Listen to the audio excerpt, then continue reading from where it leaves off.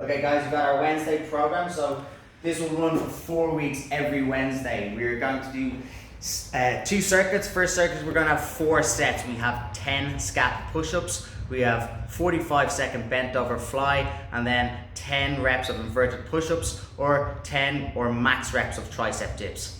Okay, so Claire's going to just demo through all of the first circuit now. First of all, we have our scap push-up. Claire's going to get into a gymnastic plank. This is where her heels and toes are together and she is on her toes. She is not sitting back on the ball of her foot with her legs separated. She's going to get into that gymnastic plank position. Toes, heels and toes together on her toes and keeping a straight line all the way up to her shoulder, making sure she's got full tension between her quads, up through her abs, so she's nice and tight up through here. And then she's going to push up to the sky through her shoulder by separating them apart while keeping her abs on. She's not piking her hips up all the way. That's not what we want. We want to be back down, quads on, abs on, and pushing up through here. Okay, from here she's going to squeeze her shoulder blades together. Again, keeping full tension, abs on. Head is in a neutral position, not looking up, and she's not just moving her head up and down. Okay, from here she's going to come back up again. If you just do a bad one for me, Claire, you dip down, nice. Okay, this is not what we want either. Now we are breaking at the hip here, so we want to stay nice and tight all the way through from the toes all the way up to the shoulders, pushing up and down, making sure those abs are on again. So we've got 10 reps of those. From there, we're going to go into our bent over fly hold. So these are our lovely tins of beans that we've opened and had this morning for our breakfast and not for fried turkey sausages. Okay? So what she's going to do is she's going to take off her clothes and then she's going to do a bent over fly. She's going to hinge over.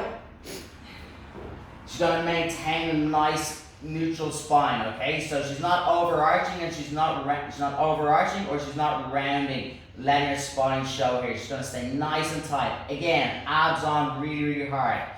Glutes on, she's slightly pushing her knees out as well to maintain that position. She's not letting them fall in. From here, she's going to fly backwards at a slight angle. So her arms aren't out in front, parallel. She's going to bring them back slightly, and they're not going back too far either. So at a nice angle away, squeezing through here, maintaining the spine the whole time, and she's got a nice straight line through the head, neutral head, not looking up and not overly looking down either. So she's going to maintain this for 45 seconds. Again, gently breathing, not holding her breath either. Okay, so that's our second exercise, 45 seconds. From there, we're going into our inverted push-ups. So we've got a couple of options here. She's going to feet up on a bench, chair, whatever, preferably hard-ish surface, but not essential. From here, she's going to walk into that pike position. Again, a lot of work gone through the hamstrings. She has a nice angle here, 90-degree angle. Her head is slightly forward in front of her hands, but as she that's her start position. As she comes down, her head is going to go slightly forward into her top of her fingers, but as she comes back up, she always pushes back through. So now she has a straight line between her hips all the way down through her wrist. You can see that she is covering her ears from here. That is our finished position. Let's do one more for us there. Nice, good, pushing all the way through. To make this a little bit easier, she's going to walk back onto her knees. Again, she's going to try and maintain that pike position. Obviously, the angles will change. She has this now pike position, and she's going to do another push-up from here. That's it, head slightly touches the ground and pushing back up and through as much as possible. Lovely. Okay, to make it a little bit easier again, we're going to go out into a plank push-up. Or an elevated push-up. This is just where her feet are now up on the bench and she is elevated. This is more like a push-up. She's going to keep her elbows nice and tight in beside her body. Again, not flaying them out to the side. Flay her arms out to the side when you do a bad one. That is not what we want. We want the elbows in nice and tight, keeping a really strong straight line between her heels and her shoulders. Lovely.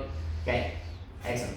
If we can't do any of those, or we are unable to due to space, we can do a tricep dip. Her knuckles are going to point forward, and our goal here is that our elbows are shooting backwards, keeping her back nice and tight all the way down, dropping straight down, all the way up again. Excellent. She's going to do 10 or max of these. You could get more, you could get less. To make this harder, you're going to extend your feet out all the way, and again dip straight down. What she is avoiding is that she is avoiding leaning forward. Now she's putting massive pressure through the pec and shoulders. She's not really working the triceps. Okay, so again, stay nice and tall, dipping all the way down, trying to get that bum to the ground. Again, just walk your feet back in for a second. Good, and then do a bad one from this position so they can see. Good, that's it. So she's leaning up. Now she's in this arch position. You don't want that at all. Okay, lovely. That's our first circuit. We've got 10 reps or max of the inverted push-ups. You've got a 45-second hold with your tins of beans, and you have a scat push-up. Okay, I've just read that in reverse order. We have 4 sets of all of that. Okay. Lovely. So then after. Get your own stick. So after you do that circuit, guys, you're going to do our second one, which is a mechanical bear crawl. He is going to get on all fours, so you come over here just from the side. So you can see his shoulders directly over his wrist, his knees directly underneath his hip. From here then he just elevates his knees very slightly off the ground. I can barely get the stick in there, so only very slightly. And he keeps that distance as he walks forward. 1, 2, 3, 4. The big thing on this guy is keeping his back in the same position all the time. Okay, walk it back again. 1. So he's not piking his bum up in the air. Yeah, his knees are way too far away from the ground here. And he's also not arching too much either to lose his core. Okay, his core needs to be neutral spine. Okay, so it's 4 steps forward, 4 steps back. Lovely, lovely. Good. So that will kind of light up the quads as well as your shoulders as well, guys. Because then after we do that, we're gonna have the shoulder burner, which is very burny. So Scal's gonna stand nice and upright. His palms are facing in towards his legs. He's gonna raise his arms up and down for 15 seconds. So you can have 15 seconds on the clock or on your phone. Then he's gonna hold it for 15 seconds with his thumbs up. Then he's gonna do exactly the same again, palms facing down. He's moving his arms up and down, keeping them really, really straight. He's not bending his arms at all. And then he holds again for 15 seconds, thumbs up. Again, his ass is on, his ribs are pulled down here. He's not arching up, or arching back, which you want to do when you get tired.